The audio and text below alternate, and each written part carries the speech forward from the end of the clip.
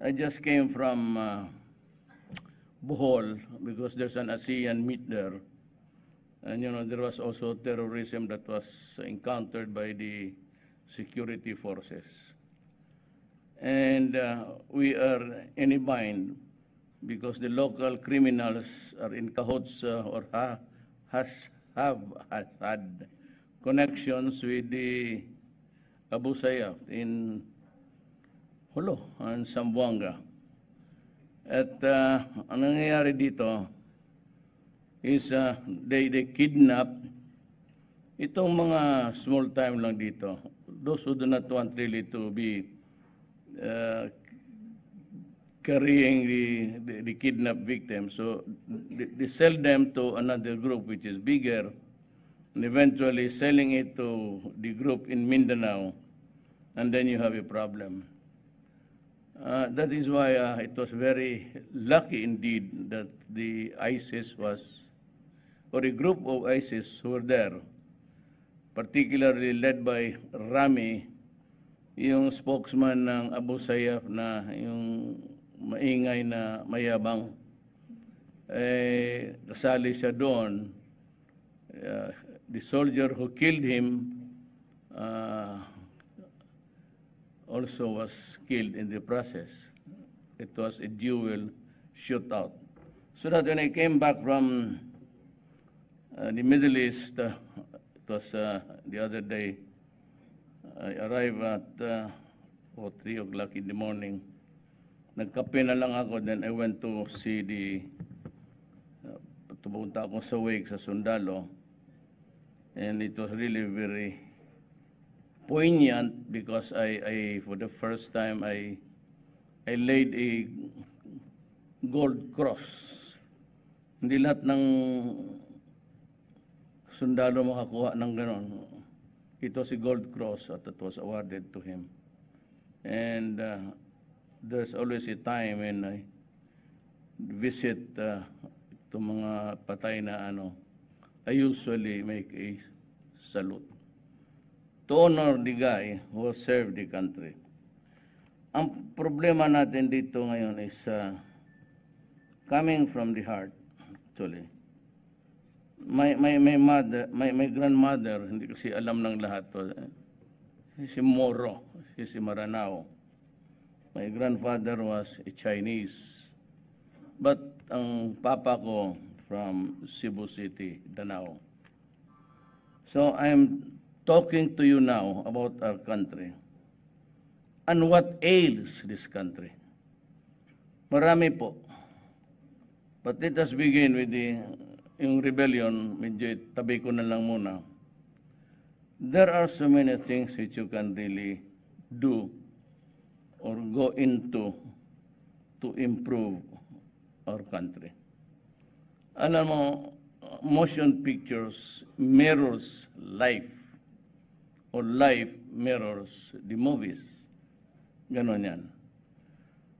So it behooves upon you really to do the social aspect of what's happening to our country. Ako po'y tumakbo ng presidente. I made no great promises. I said that I would want to stop corruption. And I'm doing it almost every day.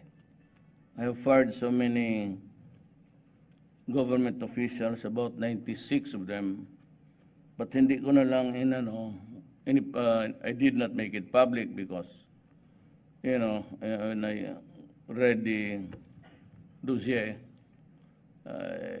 some of them,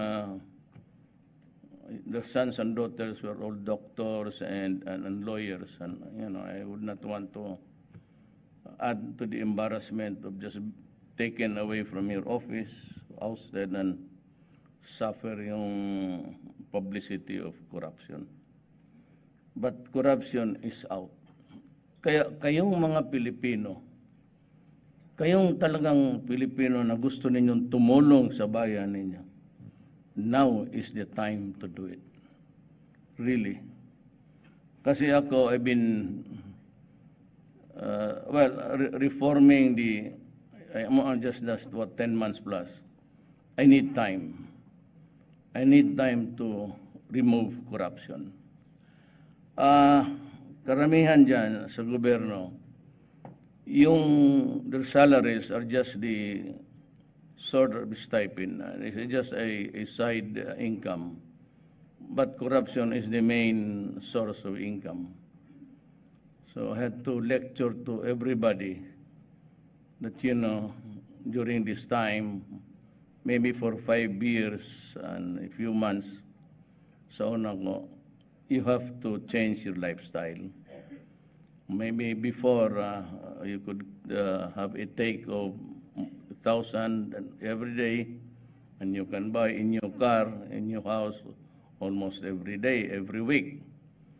But this time, we'll just have to suffer because I'm not a great man. I do not have the credentials. I am not even an honor student. I have always been in the vicinity of 75, 78 since kindergarten. Hanggang dyan lang po ako. So wala akong pinagyayabang except that I was a prosecutor for 9 years, a trial fiscal. Then I became a vice mayor, then rumbled on to become the mayor, and I became the mayor for the last 23 years sa Davao City. Hindi ako nakatikim ng talo, and maybe because I was really, it's not that I am the cleanest or a clean guy. I have so many faults, plenty, but corruption is not one of them. Guro, babae, o ano, pero when you are young, but I'm really old now, so it's almost passé to be talking about it. Well, ang akin lang is corruption must go. And we are good at collecting taxes now. Ayaw ko sanang dito, bitawan. But look at the oligarchs of the Philippines. Kaya ako galit talaga. I do not mean to, wala naman mawala sa akin. I won the presidency by, 15,006, of which million was my majority over my last opponent. So wala na ako, I'm not angry at anybody.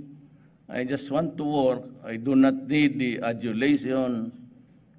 Sabi nga ni ma'am, sabi niya, you were right, I declined yung bigyan nila ako ng honoris causa. I don't need it. It has always been my policy, both as personal and official, that I do not accept awards or honor.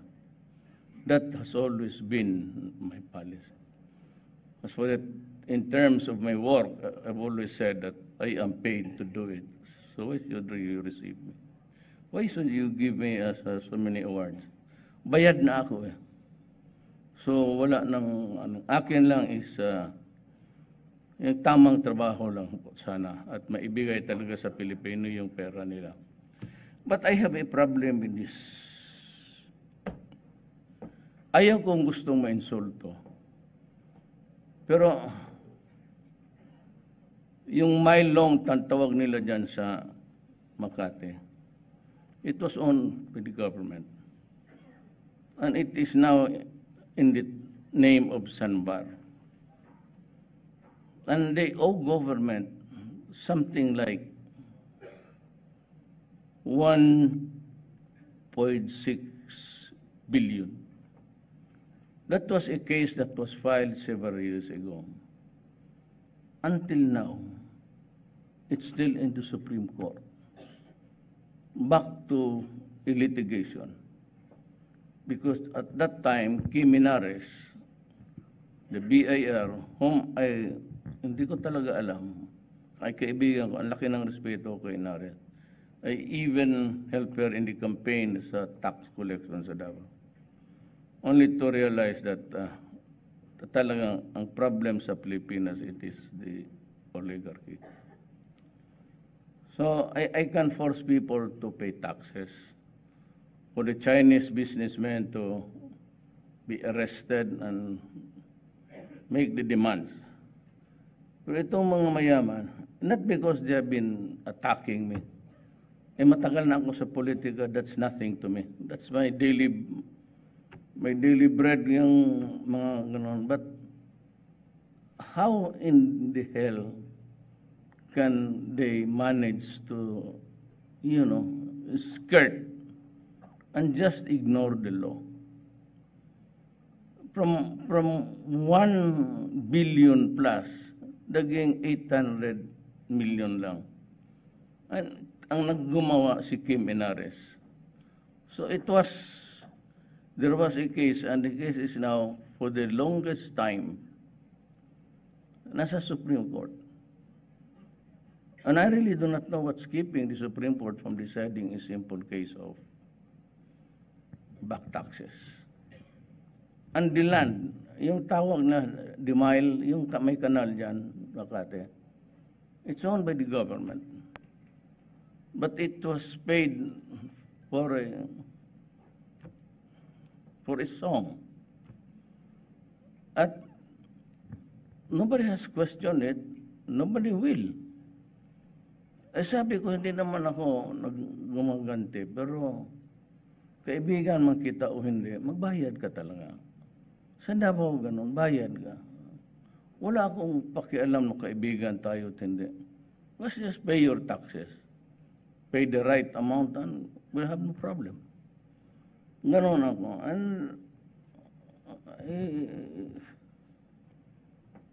alam mo kung sinong may-ari niyan? Dunkin' Donut of the government, 1,600,000. Is the Inquirer, itong Inquirer? When they editorialize you, moaning about corruption and morality, when as a matter of fact, sila may utang, hindi binabayaran hanggang ngayon, and continue to occupy a land which is government, and it was not even sold to them validly. And yet they collect the taxes for all of those business establishments there. Na ano man itong Pilipinas, ha? Hindi ako galit. Wala sa akin yan. I can be friends with them. I can say that, well, I'll just ignore it. But ABS-CBN, anak, with Inquirer, keep on trashing the garbage that I had 200 million. At that time, I was just a candidate. I challenged them. You are in power. Prove it. Open the books of all my accounts. I do not have that money. And if it is true that I have that money, I will withdraw from the candidacy of being president. Ngayon, ang presidente na ako, sabi ko, I am now the president. I am ordering everybody, every bank, to open your ledgers and show it to the public. Kasi kung may pera akong ganun, basta kalahati lang, I will gladly step down tomorrow. That is my guarantee.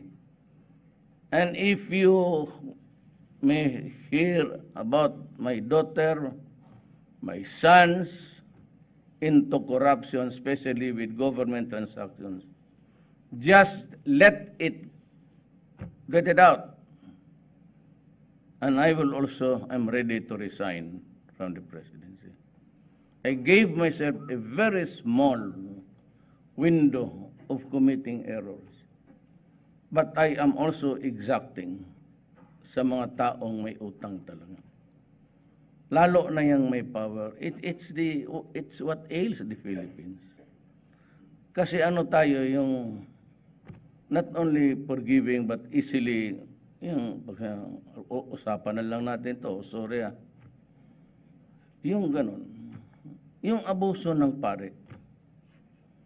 Yung kami sa Ateneo, ako, si Dominguez, lahat magka-classmate kami niyan. Every time, you know, if you have, some of you guys are graduated from Ateneo. Di ba every Friday may mass tayo? There's always a mass, then we go to confession, then we take communion. That is the regiments Ateneo. Well, yung Father Harry Falby, and you can open your it's not in the Facebook, what's on internet siguro talaga. You'll find his name there. He was the priest who was accused by 25 people from the Los Angeles area. And the Society of Jesus had to pay $25 billion. Gani, you look at his assignments. Last assignment would say there at Ateneo, Mindanao. He was there for us. Yung generations ko na tatlo pa ito yung generations ko sa baba. May tama talaga kami. And yet all the time, this social evil was just swept under the rug. And nobody wanted to talk about it. Pati kami, takot rin kasi akala namin ito na doon, what's your sin? Mortal lang pati binyal eh. We don't even know how to classify it. So yung mga ganon, kailangan ilabas natin ang totoo. And not because I am a grandson of a Maranao woman. But you know, when Magellan landed in the Philippines and stayed here for 400 years and lived out with the fat of the land, they brought along government, imperialism, and the religion.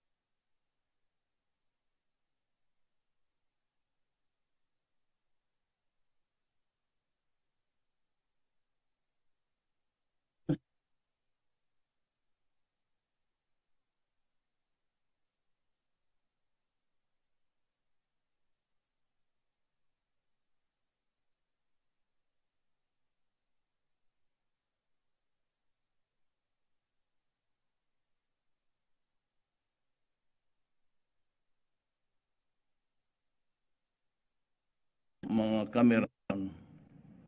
Sila mismo, sila ang kumukuha. Tapos, alam mo na, the history, it's in the archives.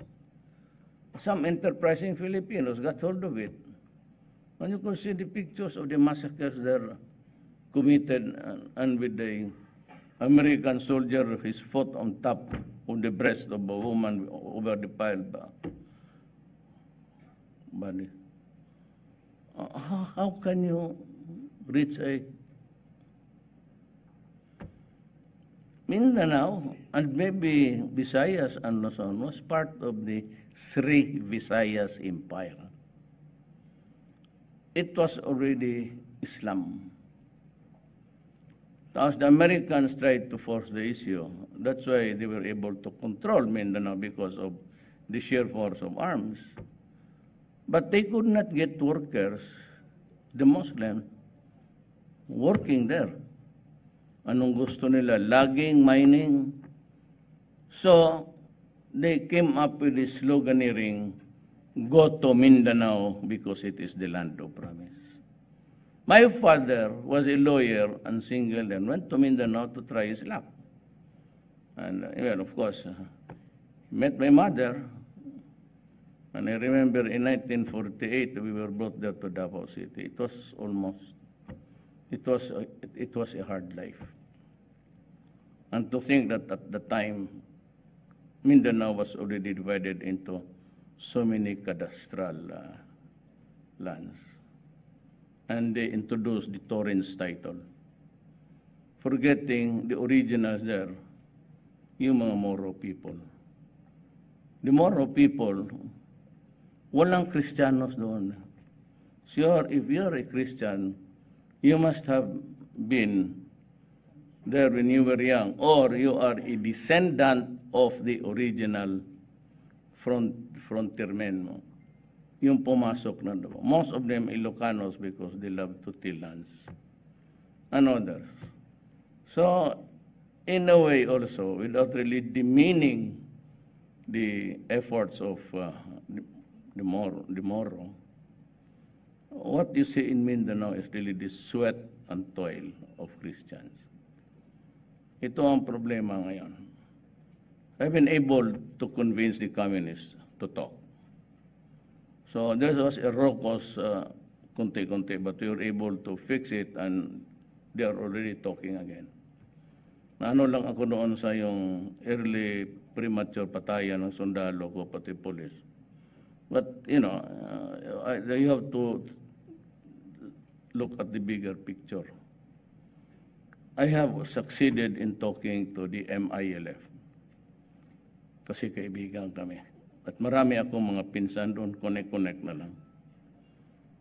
And Ms. Wari is also willing to listen to me. He's just crafting a sort of a BBL, parang counterpart sa MNLM. Sana kung, what would have been a great time for us? No more wars with the NPAs, no more killing, or at least there's a lessening now of really the violence. Wala na sanang rebellion sa mga... Itong rebellion ng MI pati MF is driven by nationalism. Lupa nila eh. So we just cannot say that we can kill, tapos na. Because if you go down to history, of course, it's Adam and Eve. If you believe in Adam and Eve, because the planet Earth is 5 billion years old. So when was the right time for God to come down from heaven to say these things? At kung nakita mo yung carving ng mga tao doon sa caves, they were really like apes. So, anong itsura ni Adam pati ni Eve? And these are the things that yung mga myth natin, we have to correct it. We have to correct history. And I hate history. In geography natin, the first 5 pages talks about the discovery of the Philippines. And it's placed there, who discovered the Philippines? Magellan. Son of a bitch. Where did he come from? We were already good as a nation. The Malay race. Then they came to conquer us, stayed there for 500 years. Then by the Treaty of Paris, because there was a war between the Americans and the Spaniards, Marianas Island, Guam, Philippines, kaya pare-pare yung mga pangalan natin, were ceded to the Americans. And they stayed there for 50 years. So sabihin mo, the reckless exploitation of resources, tayo? No. Amerikano. The oldest mining company sa kanila. And even in Davao, there's still one. And itong mga bago ngayon, mga oligarchs, they just wait who wins the election. And because there's a law that says the Mining Act, they apply for. But nilagay ko naman si Gina, and she's so very strict. Si Gina naman told me frankly, I want the Philippines to be mine-free. How can we do that? We have to amend the law. There's a mining law which allows mining. And besides, we get, on the average, 70 billion a year yan for its mining company. But I agree with Gina that kung maaari lang, hindi lang kasi nakita ninyo, You might want to go to Davao one of these days. I have a friend, Archie Po. He's in the business of leasing airplanes. I can borrow one. And you travel from Davao to Agusan to Surigao. Maawa ka sa bayan mo. Maawa ka sa bayan. Parang tansan. Yung tansan ng Coca-Cola na may cork. Ganun yan sa bukid. And even itong mga ordinaryong Pilipino are it, and it's not a tunnel thing, it's open pit. Kaya when it rains, pupundo yan tubig, and over time it loosens the bowels of the earth. So they have landslide and everything. There's so many injustices committed in thy name. And these are the guys who are really just there waiting for a job. I ordered the arrest of Jack Lam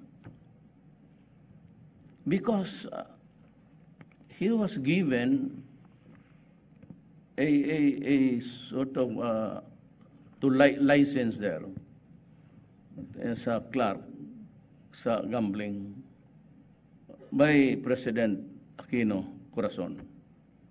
And he was, 1% lang ang babayaran niya.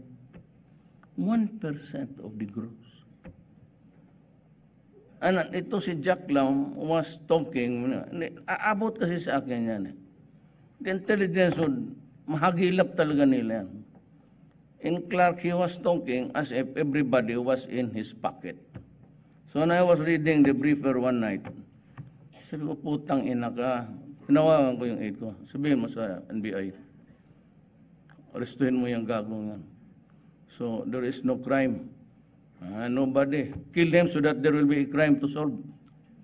Arestuhin mo. Mabuti na lang nakasibat. Itong si Mighty Cigarette. He's a good guy. He's very magaan. And one time, itong syntaxes, tingnan mo talaga how they operate itong mga oligarch. Syntaxes, there was an increase of, sigarilyo, basta para, anyway, to discourage, but it failed. But anyhow, you have to pay. So yung chairman ng Ways and Means was Ungab, the former congressman of the 3rd District of Davao. Itong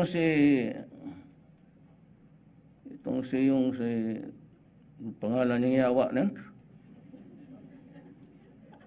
yung check. Well, ako Lam rin ha, lulo ko Lam, baka mga, kaya ko pina-aresto yung si Lam, baka sabihin ng mga tao, kasi Lam si Wong, nag-usap kami, butit na lang, because the Class 67 ng PMA, inadapt ako as Mista. Ngayon ang sakit nila. So siya, Mista rin. So we were like classmates. We talked as if we were classmates in the PMA. Hindi ko nga na tapos ang ROTC ko nga. But anyway, sa akin, nag-usap kami. And he wanted me to talk to Ungab. So we look, I am not up to it. We're friends, but please, huwag sa akin. I am simply not up to it. But when he left, may iniwan siya. But because there were also many Filipinos there in the restaurant, so I was busy answering questions. Umalis siya, iniwan niya yung karton. Umalis na sa pagtindog pagbalik ko, sabi nitong aide ko, Bongo, may iniwan siya, no? Sabi ko, putang ina, tingnan mo, Bong, ito ito pera. Sabi ko, Bong, isauli mo. And because it is, there is a camera there and you can check it. Sabi ko, nagsiselfon sila, isauli mo sa putang ina niya. Pag hindi, ibuhos ko yan sa mukha niya. So, it can be, kasi makikita mo yan sa camera sa airport eh. And it's always recorded. Sabi ko, Hindi ako tumatanggap ng... This is the way how they operate. And as of last count, 20 billion yung utang niya. We're paying fake taxes pa. No, it's not a question of, it's not a question of evasion of taxes. It's falsification. Yung stamp na fake. Every time you fake it, that's one crime. How many packs of cigarettes you sold since then? How many is consumed by people smoking? Pasko nagpadala siya ng baril. Hindi ako mahilig na. Ito ang problema. Ito, ABS-CBN, ako, si Cayetano, isang grupo kami, there was really no money. Until the last minute because I never went up sa ratings. 3-4, 3-4. Nobody gave me a Chinaman's chance to win even. So, I won. I won with about 6 million ang majority ko. So ngayon, if you should know me, huwag ka talagang pumunta sa akin ng pera. At saka kung ikaw may application ka sa gobyerno, may sulat na rekomendado ng politiko, consider it declined. Wala akong utang na loob. Ang congressman ko lang, si Aimee, kasi matagal ko nang kilala. Matagal na kaming, Aimee has been governor for so long a time. Si Aimee, supported me, Abet Garcia, and a lady from Mindanao, and because of love. Yun lang ang totoo. Where love has gone, yung ganon. Pero I won there by about 100,000 ang majority ko. Bumaliktad siya eh. Kaya walang utang na loob. Kaya baski anong sinasabi ko, binubuga ko. Pag sinabi mo, putang ina ka mukha kang pera, Gabi Lopez ka, ikaw Preto, putang ina. Nabubuhay kayo sa influence peddling. Tapos kung mga editorial ninyo, criticizing corruption, wrongdoing, or anomalies, and yet kayo, ito sabi ko, ito yung mga oligarch. If you know her, tell her. Because talagang I will insist. It's now in the court. At sasabihin ko, do not force my hand into it. Kasi hindi talaga ako payag na babuyin ninyo ang Pilipinas. I am not promising you anything, but it's not about Constitution. It's a piece of shit to me. Iganon-ganon mo ako sa mukha ko. It's all there. When I took my oath of office, I promised to God and to my countrymen that I will preserve and defend the Filipino people. Kaya the second promise was drugs. Kayong mga dreamers, mga libertarians, forget it. Patay, there will be always patay. I will not stop until the last drug lord is killed and the last pusher is out of the streets. Because if I just kill the drug lord, the producer of Shabu, and there are runners there will always be someone tempted to cook Shabu because it is brisk business. Sabi nga ng simbahan, but Duterte is killing also the poor people. But of course, to destroy Shabu in this country, I have to destroy the apparatus. I have to kill who's producing it and who is distributing it. One minus the other cannot do. You are dreaming, killing Well, I said to the policemen, go and hunt for them. And if it is possible, just arrest them. But if you are confronted violently, thereby placing your life in danger, then of course defend yourself and shoot the idiot. That is an accepted principle all throughout the world among policemen. That is how they operate.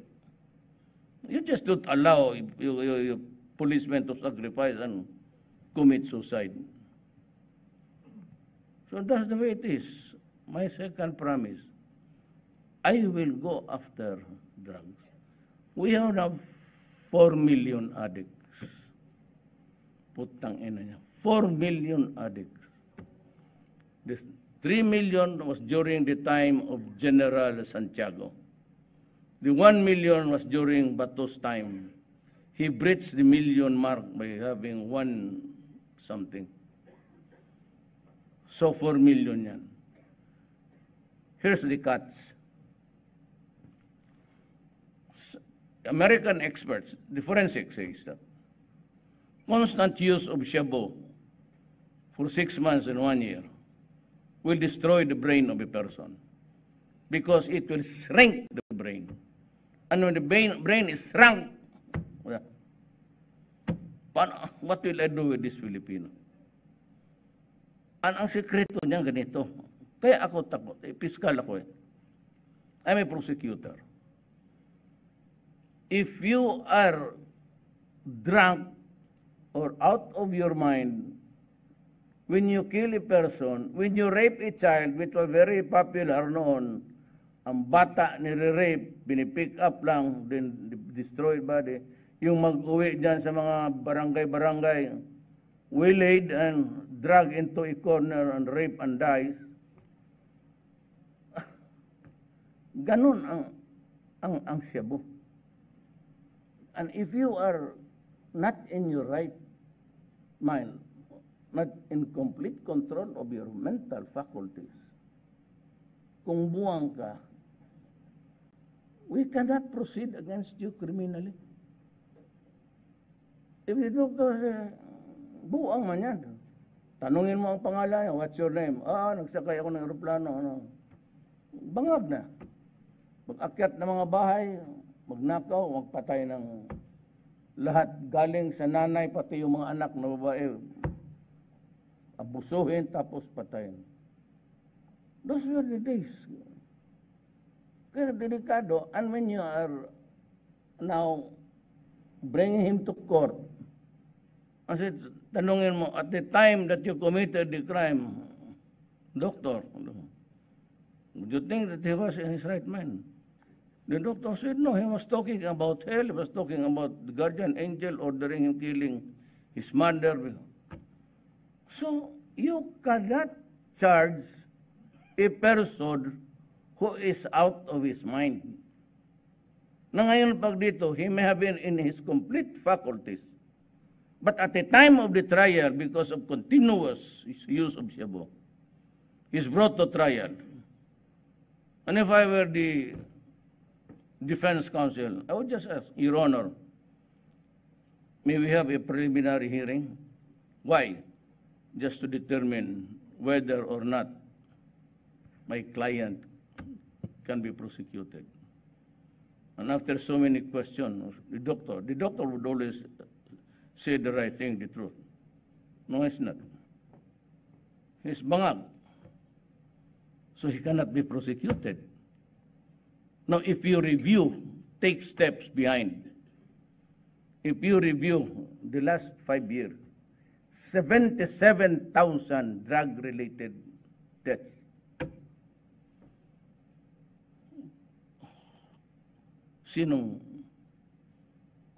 Who will pay for this?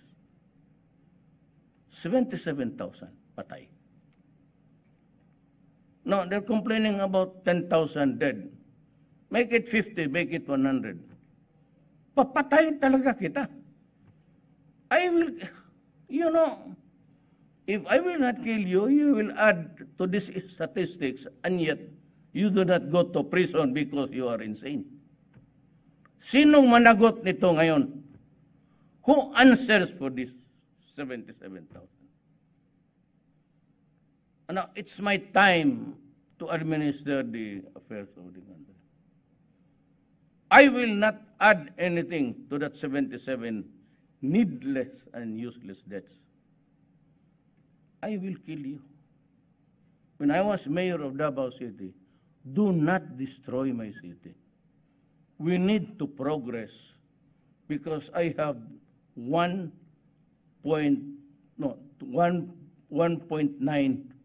million. I have to build schools, pay the teachers, pay the police, make it clean, buy the medicines. And if Davao shrinks just like the years behind me, how do we survive? So do not, I said, do not fuck with my country. I will kill you. Do not destroy the young people of this country because they are our only assets. We are not millionaires, all of us. I don't think there's one here. When we are sick, dying, old, who pays for the hospitalization? Who mortgages their land, their acquired property just to buy your? Who will bury you? Who will pay for the cemetery? Yan ang nakaproblema dyan sa droga. Hindi kami nagkakaintindihan ng human rights, pati itong libertarians. Just like Obama. Obama was a libertarian. But deep inside in the recesses of his mind, he was really suffering from a deep inferiority complex. I don't know why. It shows in his language. Look what happened. It's almost a disaster. He started everything. Now it's getting out of hand because Trump is also something out of the blue. But all of these things were prolonged by, and he was talking as if he was only delivering sermons. And the mental structure was so many policies there about left, about leftist principles of governance. But something was terribly wrong with them. And even to chastise me. That prompted me to say, you know, stop talking to me, reprimanding me as if when I was mayor, I was already at the receiving end. But when I am president, do not just reprimand me publicly. If you have a complaint, you go to the United Nations. You file your complaint there and let the United Nations Human Rights Commission investigate me. When the report is there, then you begin to talk. And America has this habit of saying either you stop this because you won't have the aid. We will stop your assistance. So I said, Mr. Obama, go to hell, son of a bitch. Why are you picturing as if you are throwing assistance there and listing us in a post? And sure enough that we cannot take a bite what you are. There's an idiom there. It's a Visayan idiom or cliche. Hindi kami patay gutom. Ibig sabihin, we will not die of hunger without you. I keep on repeating the State Department about aid, cutting of aid, cutting. So I got pissed off. So what did I do? And I was surprised because as bananas, which made Davao rich, nobody was buying our bananas or pineapple. So I had to take a trip to China. And I had to ask President Xi Jinping, President, what's wrong with our products? It was of good quality before, but why are you rejecting it now? we cannot, you do not want to import it, the pineapple. And I said, no, it's not, but it's about you always dovetailing the foreign policy of America. So it is no problem. I will separate. Now we are back. There was no market, no export to China. Now that they are back of buying again, we are having a shortfall. Tayo ang walang supply, so we are adoubing all the time. And China said, we will buy everything. You know, half of China is frigid the whole day, even on summer day. They need to, about 5 billion people need to eat. So that's the reality of our country. That's the history and my personal crusade. Corruption must stop. Drug must stop. Even for 5 years only.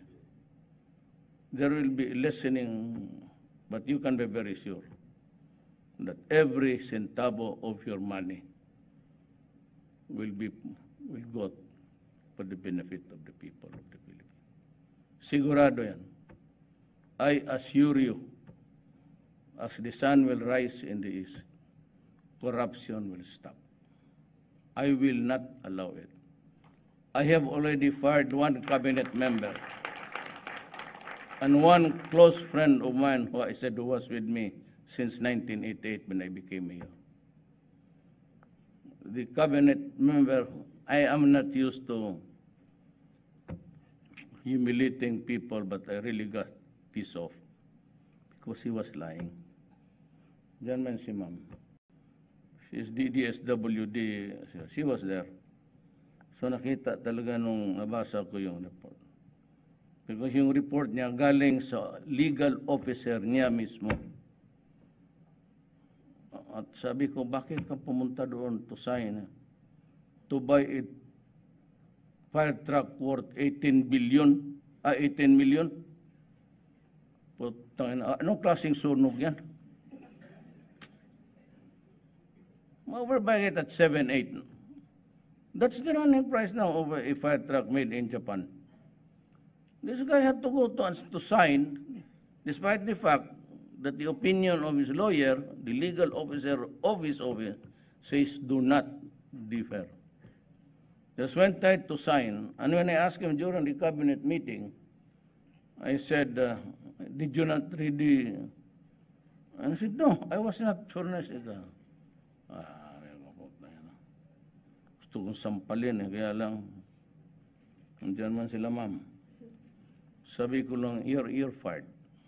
Go out of this office. I don't need you. So that is the price that you have to pay. I am hell-bent in stopping corruption and drugs. And whether or not I succeed remains to be seen. But kung sabihin niyo, kasi mean that there will be no killings at all because of human rights, tell your story to somebody else. Because drugs will destroy our nation. 4 million na ngayon. Ilan pa ang madagdag? Another 2? Right? Or if you have a president who's the son of a bitch, another 4. Yeah. In 10 years' time, you will have a nation of parang Walking Dead. You saw it.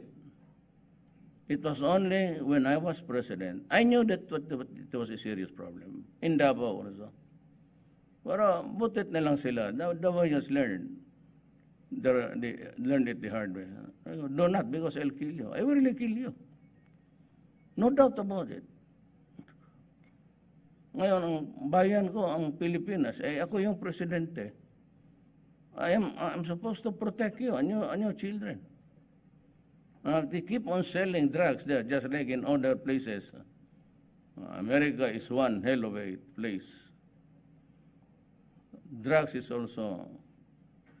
That's why Obama kept on reprimanding me. But there's a tape of that because I made it public. When President Trump won, I called him as part of a committee, yung courteous, even if you are like or you are dislike. So I said, Mr. President Trump, this is President Duterte. I would like to congratulate you on your victory. Said, oh, yes. Said, I've been expecting your call. And do not worry. Thank you, but if you are in Washington, give me a call, I will have coffee. Or if you're in New York. And besides, you're doing it right. And he said, this goddamn son there in the corner, and that just, he named the country. I will not name the country. They are pouring drugs there every day, so it makes Americans crazy. You're doing it right. So, which is really the best advice? The libertarian Obama? Or Trump? Of course, I agree with Trump because he agrees with me. That's the about power. The third is criminality. Must stop. And the abuses. The abuses against the military and civilians and police against civilians has to stop. I do not want oppression. Maybe it be better, even in the customs, there will be no opening of bags. You're just waved through. Anyway, when the cargo and the luggages are deplaned, it goes down to a bodega where there is a scanner, X-ray. So when you go up to a sort of an escalator conveyor, they already passed so if there is shabu, if there's a gun, you should be able to discern it while it is there, because it passes a big camera. So when it's done there, lalo na yung OFW, kami, mga congressman, mayor, we are way by, may salute pa, even with the train of luggages. Here comes the OFW. Ako may isa ako diyang insidente, no? Galing ako Hong Kong. Hindi na niya nakabalot kasi maliit lang eh. Dala-dala niya para sa... And we were late because I was waiting for this guy. Hanggang sa, pinahirapan niya eh. Tinuturo niya doon sa Kahiro. Hindi siguro sila nakaintindi magkano. Sinabi ko sa kanya, Brad, bakit hindi mo pagbigyan liit-liit niya? Kami kanina, sabi ng customer, bakit sino ka ba? Sabi ko, putang ina mo, sipain kita ngayon dyan. Sino ka? Sabi ko, bakit sinuka mo ako? Ikaw ang isusuka ko. Sabi ko, si Mayor Duterte ako nanda ko. Kaya nga wala na. You go abroad, come in, there's no opening of the bank. No more. No more. I don't allow it. I don't allow anybody to touch the bags. Leave it to the intelligence and the operation guys there because they would know if there's something brewing. But for those there in the... Alam mo, ito nung before it's 8 o'clock. Si Irap naghihintay na yung buang birthday niya ngayon eh. Sabi niya, punta ka talaga ha. Kasi, tapos noon sabi niya, wala yan si Duterte, ano yan? Low class lang yan, ano yan, style niya pagka ano. Ngayon, balik kita sa kulungan.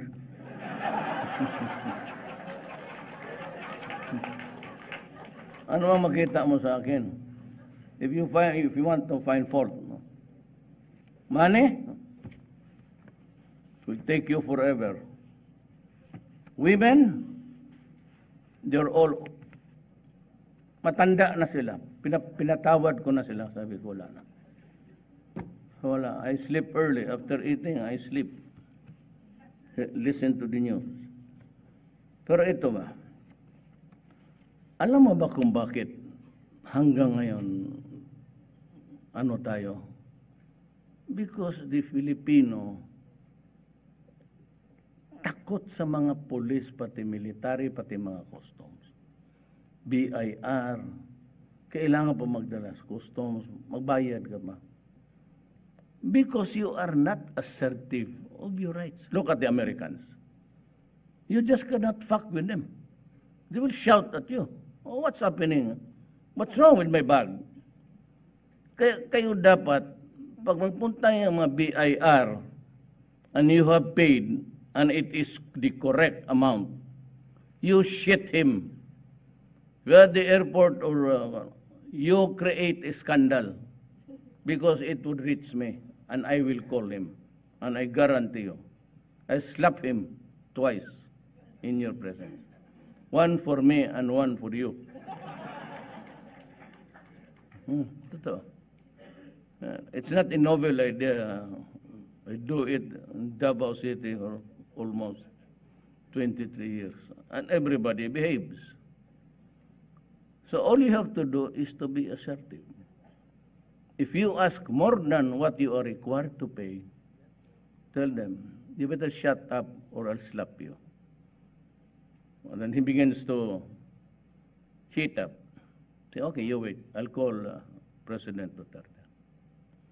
And I have opened the television, PTV4. After the news, there's a 1 hour blank there because it says you can text there. In this office, I followed up the papers and I was asked for the official. You name them. You need not give your name, but you name the official. Because I read it every day. And then I said, call the guy. And if I'm not satisfied, I say, either you resign or I'll file charges against you. Or better still, if you want, I've been doing it, I'll throw you over the Pasig River. It's just my, I'll tie your hands and feet and just drop you there. Alam mo ang Pilipino, pag hindi mo ganun yan, kung makiusap na would like to ask our countrymen to behave and let's work together. Puta na bila, ako bulahe na, fuck you. Hindi ba madala ng istorya ng gano'n? I said, remember, I am not I was not rear and I was not nurtured in this kind of ambience sa Maynila na maraming mayaman. I do not come from an exclusive village.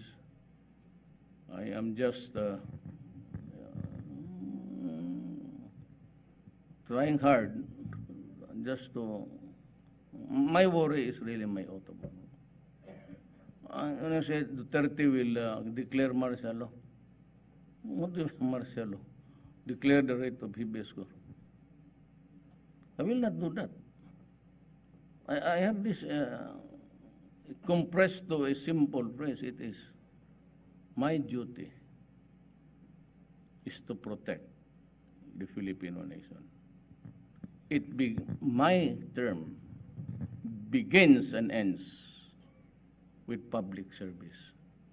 Nothing behind, nothing more than it's there. And I will do it. I would know what power. And I said in the Abu Sayyaf, because there's an ASEAN meeting now, and they went there maybe to kidnap. It's a long drive, actually. And I told the Navy, if you see him, the boat, blast them off. Do not give me prisoners. I don't need them. If there is a fight and they surrender, you refuse, you decline the offer of surrender, let's continue fighting. But eventually, they'll run out of bullets.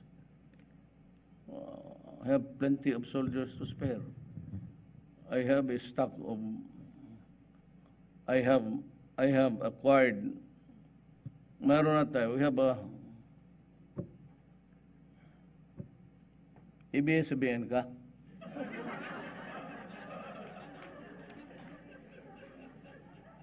I will be, before I go, we'll have about 16 F-50 jets. I'm using them. They're not supposed to be used during these rebellion cases because of the, but I said use them. And I've been using them. We're bombing, either you stop. I've told the Mindanaoans here, you from Mindanao, because they are now putting IED, improvised explosive devices. That's what it is. Pati yung mga eskwelahan, Marawi State University, there was a grenade. In the Zamboanga High School, ang sinabi ko sa kanila, do not force my hand into it. I do not like it. Believe me. Do not force me to declare martial law. Because if I declare martial law for the Mindanao Island, then I will finish everything. Not only the insurgency or the rebellion, but every problem that has to be solved there. I will finish everything. I will solve all the problems for you. And it will really be harsh for everybody. And if I have to kill, I will not hesitate to do it. That's why I said, do not kill the young people. Do not place explosives in classroom.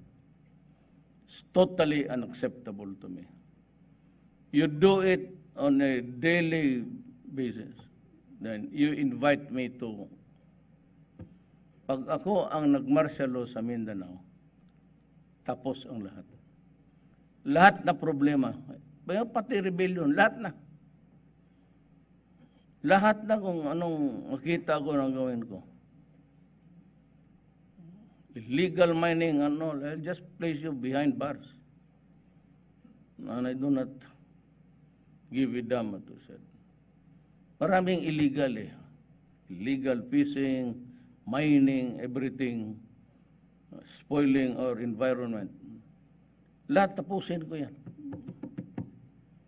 I said, not only, kaya sabi ko, do not overdo things because you will force my hand into it. And it will make you sad. Very sad. And so, ladies and gentlemen, I'd like to thank everybody for listening to storytelling. I was not making a speech. I know that, but by your silence, because nobody was talking, you would know that you are already a bore, because the guys at the back would, and you can hear there's a noise already. It means to say it should stop. But this, I consider this a privilege to give me to talk to you, because from here on you would know how to spin the story of our history, so that you can place it in a proper perspective right away. That this is the situation. And I mean,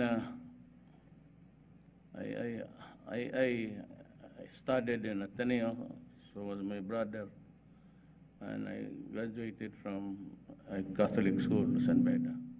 So, holy kami.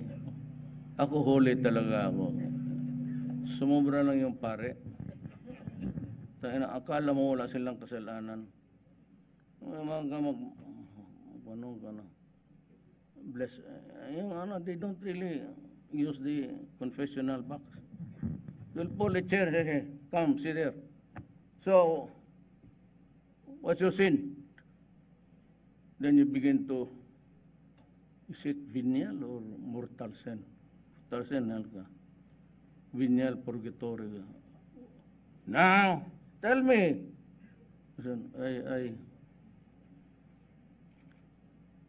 I went to the room of the helpers. Oh, why did you go there? What did you do? I lifted the blanket because I wanted to see what's inside. And you lifted. Nothing else. I went out further. Then he would start to condole you. What else? I went back to the room further and lifted the blanket higher.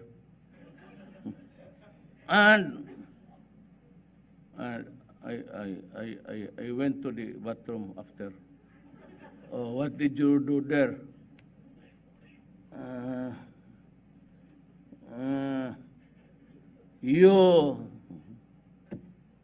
Yes.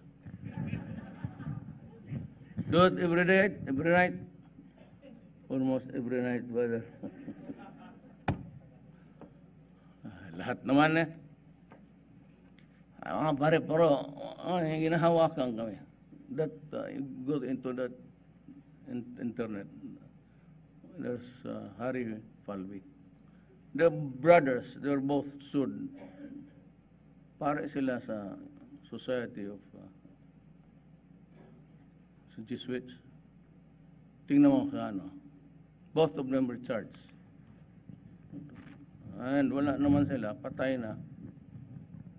But we, the students of, he passed, I don't know if he was stayed long in Zamboanga and Cagayan. There are Jesuits there. Ateneo, Zamboanga, Cagayan, pati Davao. But it's good to show to the public. And this endless debate about heaven and hell. Kaya ayaw ko gusto yung Katoliko. You know,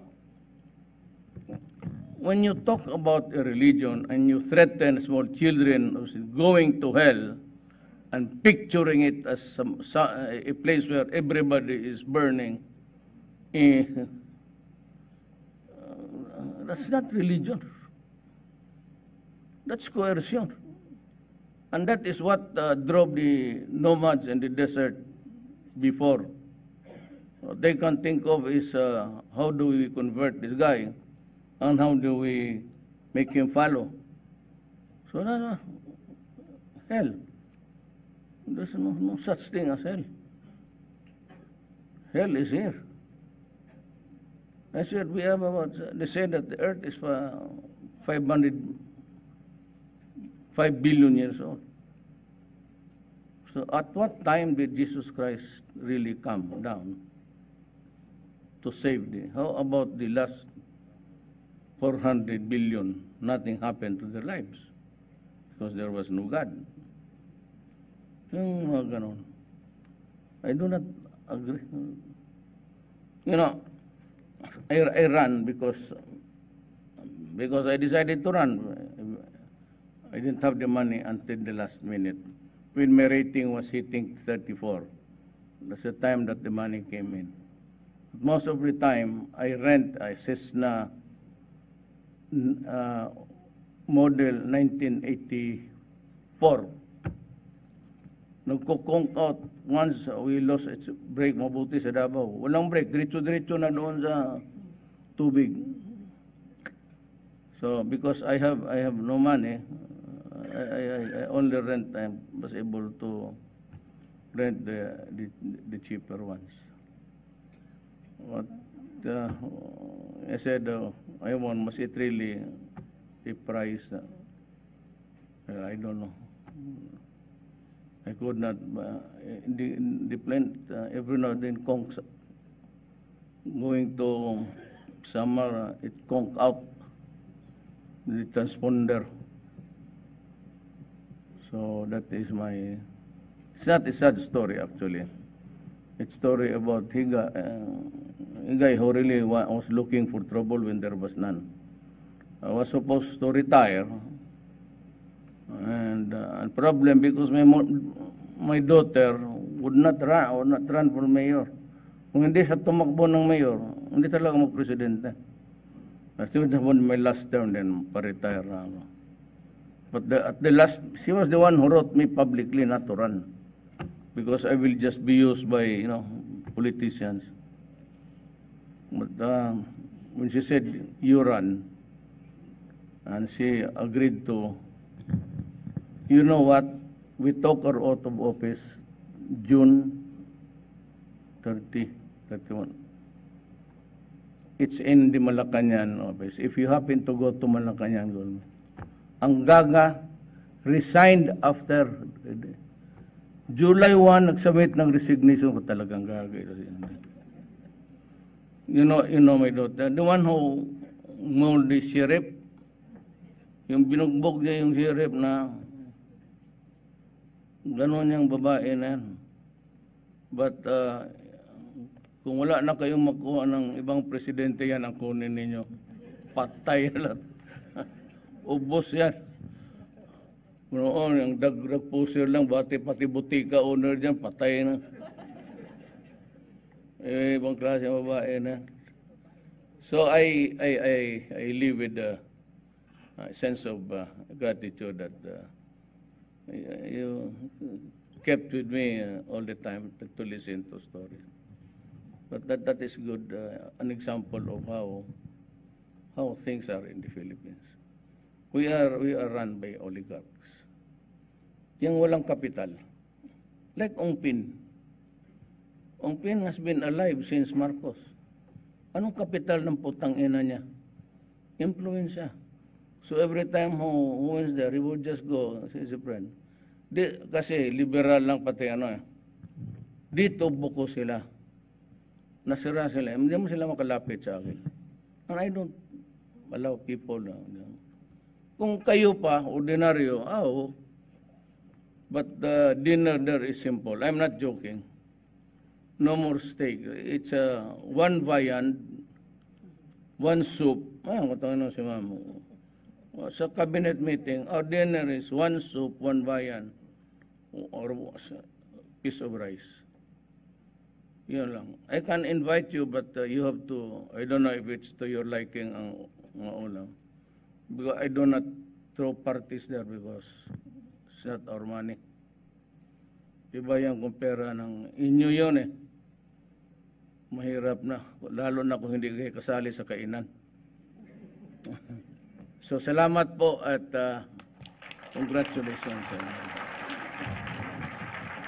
Thank you very much, Mr. President. May we request our President to remain on stage for a photo opportunity.